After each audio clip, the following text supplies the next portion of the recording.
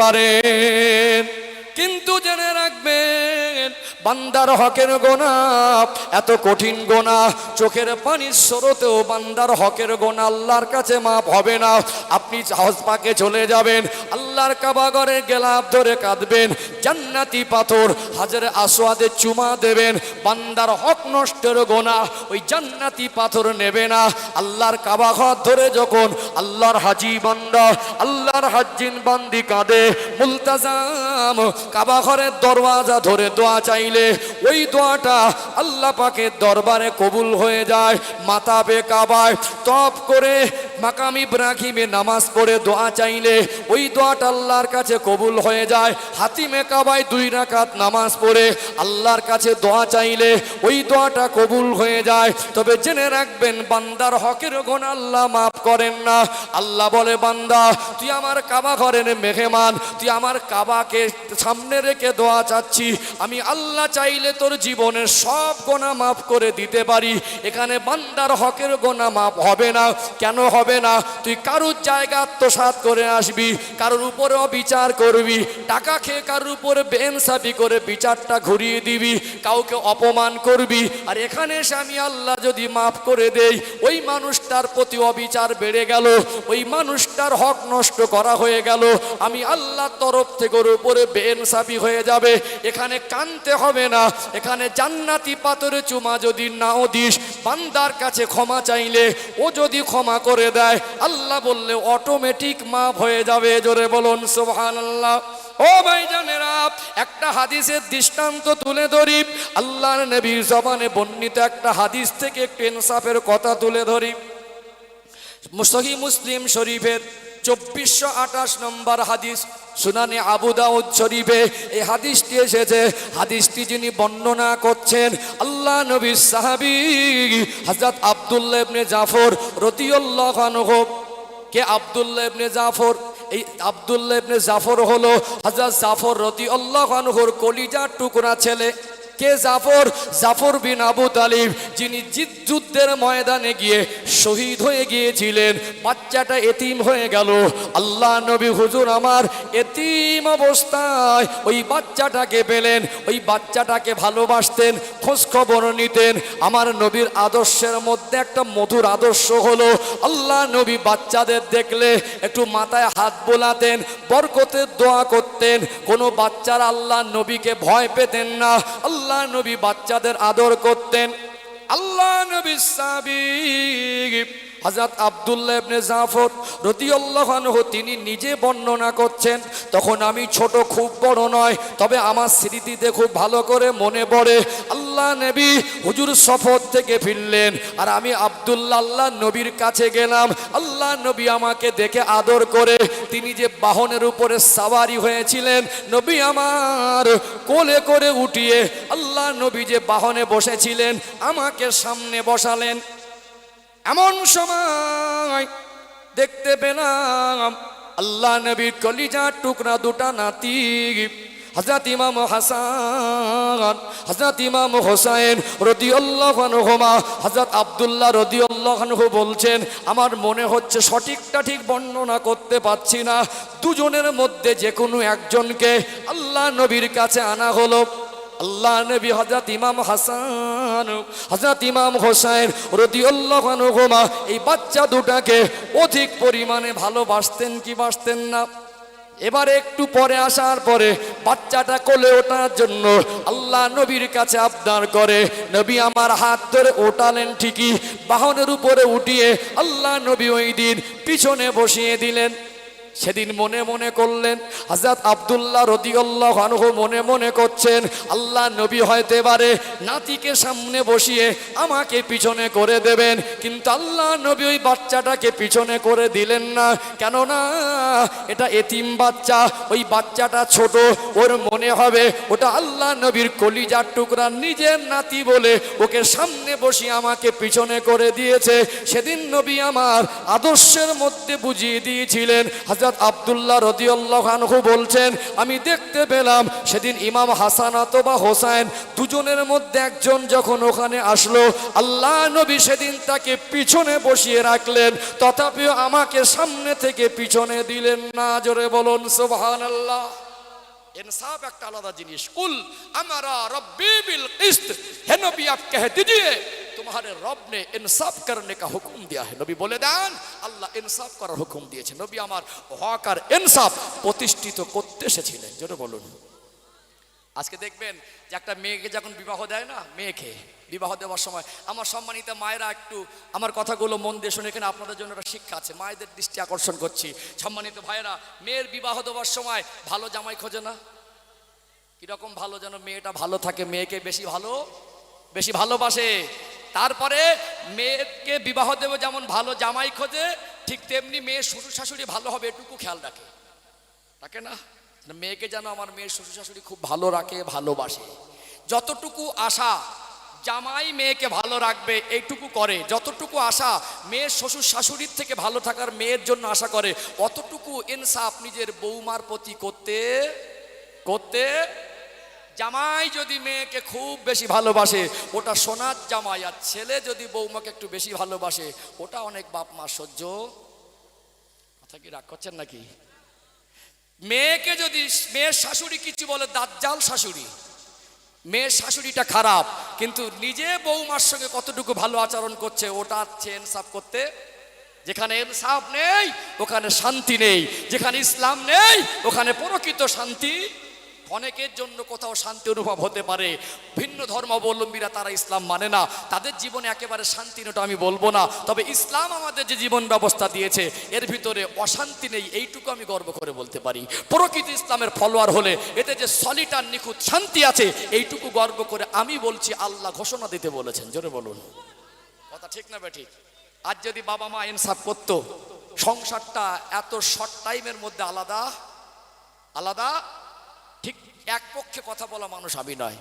যেমন বাবা মা মেয়ের শ্বশুর শাশুড়ির থেকে আর জামাইয়ের থেকে মেয়েকে ভালো রাখার আশা করে, ঠিক তেমনি তারা তাদের বৌমার প্রতি আচরণ করে না। ঠিক তেমনি আজকে দিনে একটা বৌমা বাপের বাড়িতে যতদিন ছিল নিজের বাবা মার প্রতি যে আদর ভক্তি ভালোবাসা ছিল, শ্বশুর শাশুড়িকে অতটুকু ইনসাফ করে না। আজ উভয়ের ভিতরে ইনসাফের মাত্রা কমে যাওয়ার কারণে আজ গাড়ি বাড়ি হয়েছে, ঘরে এসি লেগেছে, কুলার এসেছে, ফ্যান এসেছে, মার্বেল হয়েছে, টাইলস হয়েছে, কিন্তু ঘরের মধ্যে প্রকৃত শান্তি। আগের দিনে ইনসাফ ছিল। শাশুড়ি একটু বৌমাকে বকে দিয়েছে, বাড়ি আসার পরে অভিযোগ করেছে তোমার মা আমাকে বকেছে। এই বকেছে তো কি হয়েছে রে? শাশুড়ি হয় মার মতো বকেছে, তোর মা তোকে কোনোদিন বকিনি, হয়ে গেল। আজ উল্টো রিয়াকশন হচ্ছে, তোমার মাকে ঠিক করো, তোমার মাকে সাবধান করো, বলে দিচ্ছি তোমার মা উল্টো পাল্টা করছে কিন্তু অবস্থা খারাপ হয়ে যাবে। পাল্টে গেল না? হাসুদার না, কথা মনে বুঝতে পারছেন না? হ্যাঁ, আজকে মেয়ে যদি ভুল করে জামাই ক্ষমা করে দিলে খুব ভালো, বৌমা যদি ভুল করে, এই তোর বউ উল্টো পাল্টা চলছে, আলাদা খা। ছেলে ছোটা কষতে গেলে এখন কেটে যাবে, সেইভাবে শরীয়তে তো মানুষ করতে পারেনি। ও চাচ্ছিল ওর বাড়ির থেকে ওর স্ত্রী ভাবে বোঝাচ্ছিল যে আলাদা হলে ভালো হয়। ঠিক আছে, আমি যদি খারাপ হই তো আলাদা করে দাও। আজ আমরা ইনসাফ না করতে পারার কারণে আজকে আমাদের ঘর বাড়ি চকচকে ঝকঝকে করেছি, ঘরের ভিতরে প্রকৃত পরিবারের মধ্যে শান্তি খুঁজে পাওয়া যাচ্ছে না।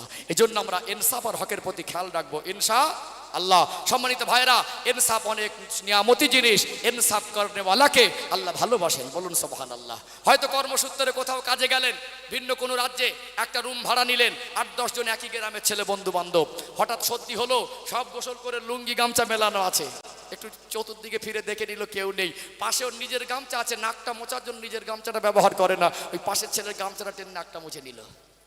ফেরেশতার মতো ঘুরলে হবে কি? যদি একান্ত আমার কাছে আমার কোনো প্রয়োজনীয় জিনিস না থাকে, কারোর জিনিস যদি ব্যবহার করতে হয় তার থেকে বলে ব্যবহার করতে হবে। কথা ঠিক না বেঠিক? ঘাম হলো, আমার গামছাটায় ঘাম মুছলে পূর্ণ হয়ে যাবে, গন্ধ বের হবে, ময়লা হয়ে যাবে, ওটা নেই বলে আমার গামছাটা আমি রেখে দিয়ে পাশের ছেলের গামছাটা ঘাটটা ভালো করে ঘামটা লগড়ে দিলাম, এটা ইনসাফ হলো না, এটা বেইনসাফি হয়ে গেল। কথা ঠিক না বেঠিক? এখন প্রায় বাড়ি মোটর সাইকেল, সম্মানিত ভাইয়েরা, মোটর সাইকেল চাইতে গিয়ে হয়তো দিল বন্ধু বান্ধব, নিজের মোটর সাইকেলটা জোরে পিক আপ টানে না, খারাপ হবে, ইঞ্জিনের মানে খারাপ হয়ে যেতে পারে, তাড়াতাড়ি রোগ বেরিয়ে যাবে। আবার মনে করে কি গাড্ডায় পড়লে তাড়াতাড়ি নষ্ট হবে। নিজের মোটর সাইকেল যেভাবে আদর করে চালায়, ফাঁকা মাঠে গিয়ে দেখছেন আমার না, এটা তো পরের, দেখি একটা টান মেরে বাম্পারটা টপকেই দেই। ইনসাফ হলো? ইনসাফ হলো না। আল্লাহ আমাদের বোঝার তৌফিক দান করেন, বলেন আল্লাহুম্মা আমিন। আমরা আমাদের ব্যক্তিগত জীবন থেকে আমরা ইনসাফের কথা ভুলে গেছি। আজকে এই জন্য আমাদের জীবনে শান্তির অভাব হয়ে গেছে। আজকে দেখবেন প্রত্যেকটা শ্রেণীর, এক শ্রেণীর মানুষের ভিতরে আজকে দ্বিচারিতা এসে গেছে। আজ এক শ্রেণীর মানুষ আছে, তারা নিজের ভুল নিজে খুঁজতে চায় না, অন্যের ভুল খোঁজায় ব্যস্ত হয়। আবার দেখবেন এক শ্রেণীর মানুষ, এরা আজকে ওলামা বিদ্বেষী হয়েছে। ওলামাদের ভুলগুলো বেলুনের মতো ফুলিয়ে ফুলিয়ে বড় করে প্রচার করে। কোনো হুজুর, কোনো আলেম যদি ভুল করে, কিছু কিছু মানুষ আছে বেলুন ফোলালে যেরকম বড় হয়, ওর দোষকে ফুলিয়ে ফুলিয়ে বড় করে প্রচার করে। একটা ইনসাফের উদাহরণ দেবো, ইনসাফ উদাহরণ। ঈদ হলো, ইমাম সাহেবরা সাধারণত ছুটিতে বাড়ি যায় না, 1 মাস ডিউটি করে বাড়ি গেল। এখন জুমার দিন এসে হুজুর নামাজ পড়াবে। জুমার দিন আসলো, হুজুর এসে দেখলো মেম্বারে উঠেছে, খুতবা দেবে, খুতবা দিতে উঠেছে, তখন দেখলেন হুজুরের দাড়ি চাচা। সেই দিন নামাজ হবে মনে হয়? কি হবে? ঝামেলা হবে, মসজিদ উত্তপ্ত হয়ে যাবে। এক শ্রেণীর মুরব্বী বলবে ঝামেলা যা হয় হোক, পরে দেখা যাবে, নামাজ তো জুমার নামাজ, পাশের এলাকা থেকে পড়ে আসি, তারপর যা হয় হবে। 3 মিনিটের মধ্যে মসজিদ উত্তপ্ত। কেউ বলবে হুজুর দাড়ি চাষলো কেন রে, কেউ বললে দাড়ি চাষা লোকের পিছনে নামাজ পড়বো না, কেউ বললে দাড়ি চেষে যেমন কি ইমাম রাখা, বিভিন্ন রকম একটা কথাবার্তা তৈরি হবে। আপনি বলুন তো, আপনার বিবেককে প্রশ্ন করুন তো, এটা আমি বোঝাতে চাই উদাহরণ দিয়ে। যদি কোনো হুজুর ইমাম দাড়ি চেঁচে মেম্বারে ওঠে, সেদিন কিন্তু মসজিদের মুসল্লিরা খুশি হবে না, মন্তব্য করতে ছাড়বে না, আক্রমণ করতে ছাড়বে না। তাহলে শরিয়াতে কি দাড়ি রাখা আলেমদের উপরেই হুকুম না সকলের পুরুষদের উপরে? নিজের মুখে 50 বছর নিয়ে আপনার ইনসাফ আর এত জ্বালা যন্ত্রণা কোথায় ছিল? আপনার ছেলের মুখে তো 10 বছর নিয়ে আপনি একবার প্রতিবাদ করেছেন। আপনার ভাইয়ের মুখে নেই, বাপের মুখে নেই, আপনার পরিবার তো কোনো উত্তপ্ত পরিবেশ হয়নি। তাহলে হুজুর বলে হুজুরের জ্বালা বেশি নাকি? আমরা আমাদের নিজের ভুল দেখতে অনেক সময় চাই না, আর পাইও না, অন্যের ভুল খোঁজায় ব্যস্ত হয়েছি, যার কারণে আমাদের জীবনের বড় ঘাটতি। আমাদের জীবন পরিবর্তন করাটা কিছুটা কঠিন হয়ে যাচ্ছে। ইসলাম আমাদের যে সুন্দর জীবন ব্যবস্থা দিয়েছে, ওই জীবন ব্যবস্থার ভিতরে প্রকৃত শান্তি আছে না নেই? আছে না? আমি সময় আগে বাড়াবো না, যেহেতু আমি একা নয়, আমি নগণ্য অযোগ্য মানুষ, আমার হাতে আর 5 মিনিট সময়। আমি নগণ্য অযোগ্য মানুষ, কারণ আমার থেকে যোগ্য বিজ্ঞ বক্তারা আছেন। আমি যেভাবে বলছি তার আমার থেকে আরো মূল্যবান কথা বলবেন। আমি যতটুকু বলেছি মোটামুটি বুঝতে পারছেন? রাগ করলেন নাকি? কষ্ট পেলেন? চলুন আর যতক্ষণ আছি 2-5 মিনিট আর একটা কথা আপনাদেরকে বলি। একবার একটু তাকবীর দেন, নারে তাকবীর। মাশাআল্লাহ, আর একটু প্রাণ ভরে আওয়াজ দেন, নারে তাকবীর, নারে তাকবীর। আল্লাহ কবুল করেন, বলেন আল্লাহুম্মা আমিন। ও ভাইজানেরা, সোনার মানিক যুবকেরা, আব্বারা মায়েরা, বান্দার হক বড় কঠিন জিনিস। আবারও মনে করিয়ে দেই, পাহাড় পরিমাণ গোনা, আল্লাহর হক নষ্টের গোনা যদি করেন, আল্লাহ বড় দয়াময়। আল্লাহ পাক তিনি যদি চান ক্ষমা করে দিতে পারেন, কিন্তু বান্দার হক নষ্টের গোনা আল্লাহর কাছে কান্নাকাটি করে মাপ হবে না। ইনসাফের জীবন তৈরি করুন, বান্দার হকের প্রতি খেয়াল রাখুন। আপনার আচরণে, আপনার ব্যবহারে, আপনার কথার দ্বারা কারোর মনে কষ্ট দেওয়া যাবে না। দয়ার নবী, মায়ার নবী, রহমাতাল লিল আলামিন আমার রাসূলুল্লাহ সোনা জবানে বললেন, আল মুসলিমু আখুল মুসলিম, একজন মুসলমান আর একজন মুসলমানের ভাই। এ হাদিস আপনারা শুনেছেন, আল্লাহ নবী ব্যাখ্যা দিচ্ছেন। ও বাবা সাহাবীরা, তোমরা কেমন ভাই ভাই? নবী আমার সোনা জবানে বললেন, একজন মুসলমান আর একজন মুসলমানের জন্য আয়না স্বরূপ। দুনিয়ায় 10 টাকা দিয়ে একটা সীসা আয়না কিনতে পাওয়া যায় কি যায় না? কিন্তু ওর থেকে হীরা, মুক্তা, মতি, জহরত, অনেক দামি দামি সম্পদ আছে। আল্লাহ নবী কেন আয়না দিয়ে উদাহরণ দিলেন? নবীর কথাগুলো কত দামি। একটা মানুষ যদি কান্নারত অবস্থায় আয়নার সামনে গিয়ে দাঁড়ায়, নিজের কান্না আর আয়নার ছবির ভিতরে, আয়নার ভিতরে যে কান্নার ছবি দেখা যায়, ওই দুটো কান্নার মধ্যে পার্থক্য থাকে না। নিজে হাসতে হাসতে আয়নার সামনে গিয়ে দাঁড়াবেন, নিজের হাসি, আয়নার ভিতরে যে ছবি দেখা যায়, ওই হাসির মধ্যে কোনো পার্থক্য থাকে না। আল্লাহ আল্লাহ নবী বোঝাতে চেয়েছিলেন তোমরা এমন ভাই ভাই, মুসলমান মুসলমানের দুঃখে দুঃখিত হবে, মুসলমান মুসলমানের আনন্দে আনন্দিত হবে। মুসলমান যদি মুসলমানের দুঃখে দুঃখিত হতে না পারে, আনন্দে আনন্দিত হতে না পারে, প্রকৃত মুসলমান হতে পারবে না। আজ যদি আমরা ইনসাফ করতাম, আজ যদি আমরা মুসলমানের হকের প্রতি যত্নবান হতাম, আজকে সমাজে এত করুণ দৃশ্য আমাদের দেখতে হতো না। ও ভাইয়েরা, বাবাজিরা, আজকে কিছু মানুষ আছে দেখবেন শালা শালিকে যতটা প্রাধান্য দেয়, নিজের মায়ের পেটের বোনকে আর ভাইকে অতটা প্রাধান্য দেয় না। দেখি, যদি শালি বলেছে একটা জামা কিনে দিতে হবে, একটা জিনিস লাগবে, ও ধার করে দেনা করে, তখন ওর মান সম্মানের ব্যাপার, ওর কাছে টাকা না থাকলে ওর ঠিক আছে আমি দেখছি, খরচা করবে। আর যদি নিজের বোন বলে ভাই আমার একটু অসুবিধা আছে, কিছু দিদি একটু দেখলে ভালো হতো, তখন বলবে এই দেখ করছি হাত ভালো না, অবস্থা ভালো না, দিনকাল ভালো না, কাজ কাম হয় না। তাহলে শালি যদি কিছু চায়, যতটা প্রাধান্য দেয় নিজের বোনের ক্ষেত্রে অতটা ইনসাফ করতে, শালার প্রতি যতটা প্রাধান্য থাকে নিজের ভাইয়ের প্রতি ততটা ইনসাফ থাকে না। জীবন তৈরি করুন, মুসলমান মুসলমানের জন্য আয়না স্বরূপ। একজন আমার আচরণে কষ্ট পাবে এই জীবন ব্যবস্থা ইসলাম আমাদের দেয়নি। আজ আমাদের মনুষ্যত্ব চিন্তাধারা এতটাই খারাপ হয়ে গেছে, একটা মানুষের সঙ্গে হয়তো ক্ষণিকের জন্য ভুল বোঝাবো, ঝগড়া ঝামেলা হতেই পারে, আর একটা মানুষ সকলের কাছে প্রিয় হতে পারে না। প্রকৃতপক্ষে একজন ন্যায় নীতিবান মানুষ সকলের কাছে প্রিয় হবে না, এটাই কিন্তু স্বাভাবিক। একজন যদি ন্যায় বিচারক হয়, সে যদি ঘুষ খেয়ে বিচারটা ঘোরাতে না পারে, ওই বিচারক যখন সঠিক ফয়সালা দেবে, যার সাথে আঘাত লাগবে ওই মানুষটা ক্ষণিকের জন্য তার মনে খারাপ কষ্ট লাগতে পারে। কেন মানুষ আজকে সাথে আঘাত লাগলে আর বন্ধুত্ব রাখতে চায় না। সম্মানিত ভাইরা, কিছু হক মানুষের বিরোধী কিছু মানুষ থাকে কি থাকে না? থাকে না? কিছু ন্যায় নিষ্ঠবান মানুষের বিরুদ্ধে কিছু মানুষ থাকে। আজকে তো আমাদের আলেমদের ইমামদেরকে ঠিক সেই সঠিক কথাটা বলার মতো যথেষ্ট স্বাধীনতা দেওয়া হয় না। কিছু কিছু মসজিদে ইমামরা যদি সঠিক কথা মেম্বারে বলে, ইমামদেরও শত্রু তৈরি হয়ে যায়। আল্লাহ না খাস্তা যদি ওই কথাগুলো মসজিদ পরিচালক বা মসজিদের কোনো দায়িত্বপ্রাপ্ত একজন বড় মাপের ব্যক্তির ঘাড়ে গিয়ে পড়ে, তখন ইমামের পিছনে অনেক সময় চক্রান্ত হয়। আমি আপনার গ্রাম বা এই এলাকার কথা বলছি না, এটা সমাজের চিত্র, কথা ঠিক না বেঠিক? সম্মানিত ভাইয়েরা, আমার কথাগুলো বাস্তবের সঙ্গে মেলাবেন।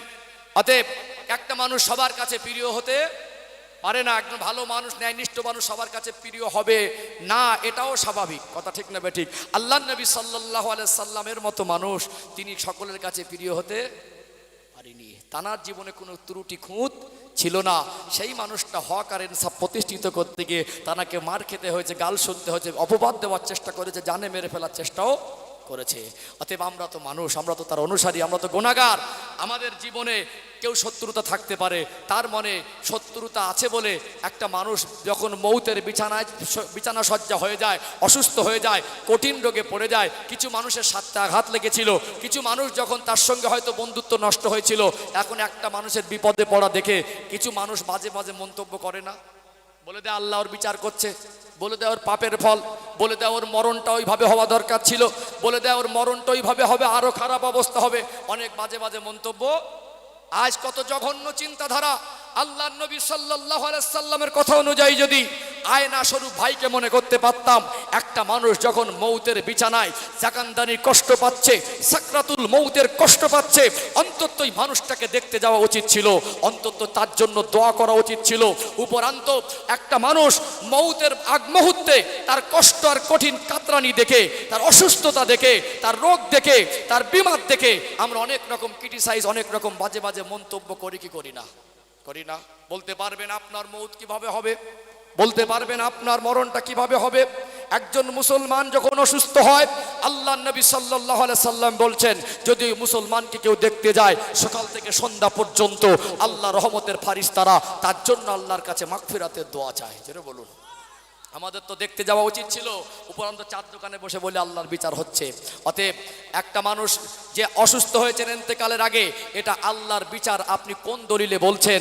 একটা অনেক এরকম মানুষ আছে দুনিয়ায়, সৎ মানুষ, নেক মানুষ, তাদেরও আল্লাহ জীবনে মুসিবত দেয়, তাদেরও কঠিন কঠিন রোগ দেয়। অতএব আল্লাহ রসুল সাল্লাল্লাহু আলাইহি সাল্লাম বলছেন, আল্লাহ যাকে রোগ দেন, অসুস্থ করেন, আল্লাহ বিনিময়ে তার গুনাহ মাফ করেন। জোরে বলুন। এমনকি শুধু একটা পায়ে ছোট্ট কাঁটা ফোটে, সামান্য ছোট্ট একটা কাঁটা ফোটার বেদনার যন্ত্রণার বিনিময়েও আল্লাহ গুনাহ মাফ করতে থাকেন। জোরে বলবেন না? সম্মানিত ভাইয়েরা, এখানে এই জন্য বলছি আমাদের মনুষ্যত্ব কতটা খারাপ হয়ে গেছে। আমরা চেহারায় মানুষ হয়েছি, আমাদের চেহারা সুন্দর, জামা কাপড় সুন্দর, গাড়ি বাড়ি সুন্দর, আমরা সব আপডেট করছি, আমাদের মনুষ্যত্বের আপডেট আমরা করতে পারছি না। অন্তত ওই মানুষটার জন্য দোয়া করা দরকার ছিল। আপনি তার নামে মন্তব্য করছেন। আল্লাহ কিছু মানুষকে অসুস্থ দেন, এটা তার উপরে গজব নয়, বরং আল্লাহর তরফ থেকে ওটা রহমত। কথা ঠিক না বেঠিক? আল্লাহর তরফ থেকে ওটা রহমত। তার কারণ হঠাৎ একটা মানুষ পড়লো আর মরলো, এটা কি ভালো মরণ মনে করছেন? আর ওই মানুষটা অসুস্থ বলে বাজে মন্তব্য করছেন। এর শরীর পবিত্র ছিল কিনা সন্দেহ আছে, কলেমা নসিব হয়েছে কিনা সন্দেহ আছে। একটা মানুষ অসুস্থ হয়ে গিয়ে যখন কিডনি লিভার ড্যামেজ হয়ে যায়, ক্যান্সার হয়ে যায়, একটা সময় একটা স্টেজে গিয়ে ডক্টররা বলে আর বাঁচবে না, ফেরত দিয়ে দেয়। ওই মানুষটার কানতে সহজ হয় না কঠিন হয়? আল্লাহকে সুযোগ করে দেয় অসুস্থ দিয়ে, বান্দা তোর জীবনের গোনার মাপের জন্য আমি আল্লাহর কাছে কাঁদ। ওই অসুস্থ অবস্থা আল্লাহর কাছে কান্নাকাটি করলে আল্লাহ হয়তো ওকে কাঁদিয়ে নিচ্ছেন, ওকে ডাকার মতো পরিস্থিতি তৈরি করে দিয়েছেন, ওকে আখেরাতের কথা স্মরণ করে দিয়েছেন, ওকে আসার আগে প্রস্তুতি গ্রহণ করার মতো কিছুটা সুযোগ দিয়েছেন। ওই মানুষটা কাঁদলে আল্লাহ ক্ষমা করে দিতে পারেন কি পারেন না? অসুস্থ মানুষ অনেক সময় দেখবেন, বান্দার হক কঠিন জিনিস, আত্মীয় স্বজনের সঙ্গে মনোমালিন্য ছিল, ঝগড়া ছিল, অনেক রকম ভুল বোঝাবুঝি ছিল। পাশের থেকে ছেলেদের ডেকে বলে, কচি তোর চাচাজিকে ডেকে নিয়ে আয়। বললো ভাই আমি হয়তো বাঁচবো না, আমাকে মাফ করে দে। বান্দার হকটাও মিটিয়ে নেওয়ার চেষ্টা করে, করে কি করে না? অনেক সময় গোপন কিছু ঋণ দেনা থাকে, থাকে কি থাকে না? একটা মানুষ অসুস্থ থাকলে অনেক সময় বলে দেয়, কচি এই ঋণটা আমার হয়ে আছে, এগুলো আমার কাছে টাকা নেই, তোরা মিটিয়ে দিস। জেনে রাখবেন, দিনে দিন করে মরে যাওয়া কত কঠিন। আল্লাহ নবী সাল্লাল্লাহু আলাইহি সাল্লামের কাছে একটা সাহাবীর মওতের খবর আসলেন, ইন্তেকালের খবর। আল্লাহ নবীকে তার পরিবারের সন্তান এসে বলল, হুজুর একটু আপনি জানাজা পড়াবেন। নবী হায়াতে আছেন। একটা সময় নবী খবর পেলেন মানুষটা ঋণী হয়ে আছে, তিনি তার কাছে অনেক পাওনাদার আছে। আল্লাহ নবী বললেন, ও ঋণ করে মরেছ, জানাজা পড়াতে আমি যাব না। ভাবতে পারেন, গায়ের লোম খাড়া হয়ে যাবে। একজন মানুষ যখন ঋণ করে মারা যায়, ওই মানুষটার জানাজা পড়তে যেতে নবী নারাজ হয়েছেন। একটা সময় তার পরিবারের মানুষদের মন খারাপ হয়ে গেল, হুজুর ঋণগুলো আমরা পরিশোধের ব্যবস্থা করে দিচ্ছি। আল্লাহ নবী বলে, তাহলে আমি যাব। তাহলে অনেক সময় কি হয়, আল্লাহ তাকে সুযোগ দেয়, সুযোগ দেয় না? আল্লাহ নবী সাল্লাল্লাহু আলাইহি সাল্লাম, তিনি পৃথিবীর সৃষ্টি জগতের শ্রেষ্ঠ। আল্লাহ নবী সাল্লাল্লাহু আলাইহি সাল্লামকে আল্লাহ সৃষ্টির মধ্যে শ্রেষ্ঠত্ব দিয়েছেন। আল্লাহ পাক কোরআন শরীফে বলেছেন, কদ গফারাল্লাহু মা তাকদ্দামা মিন যামবিকা ওয়া মা তাআখার। আমার হাবিব, আমি আল্লাহ আপনার জীবনের আগের পিছের সমস্ত গোনাগুলোকে আমি আল্লাহ মাফ করেছি। আমার নবীর জীবনে কোনো গোনা নেই, নবীকে আল্লাহ পাক গোনা থেকে পবিত্র করেছেন। আমার নবী হলেন নিষ্পাপ মাসুম। জোরে বলুন। সেই নবী ইন্তেকালের আগে এত অসুস্থ হয়ে গেলেন, 17 ওয়াক্তের নামাজ ইমামতি করতে পারেননি। সাধারণ মানুষ, সে হক কথা বলেছিল, আপনার সাথে ঘা লেগেছিল বলে আজ সে মৌতের আগে অসুস্থ। আপনি তার সম্পর্কে যে বাজে মন্তব্য করলেন, আল্লাহর গজব ওইভাবে মরুক, ওর মরণের সময় আরো বেশি কষ্ট হোক। আল্লাহর নবীকে তো আল্লাহ নিষ্পাপ করেছিলেন। तमाम कुल कायनात जा रसूल अल्लाह सृष्टि करेছেন। अगर मोहम्मद सल्लल्लाहु अलैहि वसल्लम ना होता, कुछ भी ना होता।